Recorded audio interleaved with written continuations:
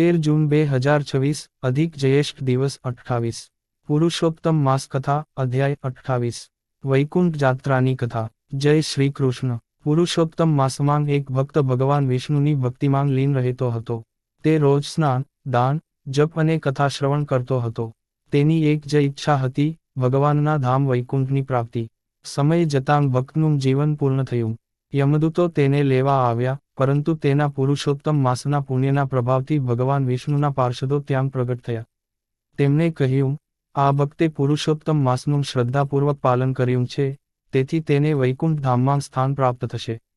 દિવ્ય વિમાનમાં બેસીને તે ભક્ત વૈકુંઠ ધામ પહોંચ્યો, જ્યાં ભગવાન શ્રીહરિના દર્શન કરીને તેને શાશ્વત આનંદ અને મોક્ષ પ્રાપ્ત થયો.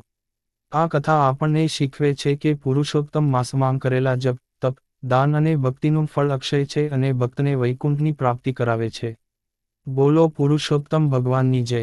જો તમને વૈકુંઠ જાત્રાની આ પવિત્ર કથા ગમી હોય તો વિડીયોને લાઇક કરો, શેર કરો અને ચેનલને સબસ્ક્રાઇબ કરવાનું ભૂલશો નહીં.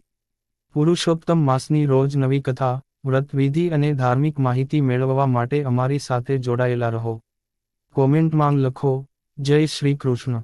બોલો પુરુષોત્તમ ભગવાનની જય.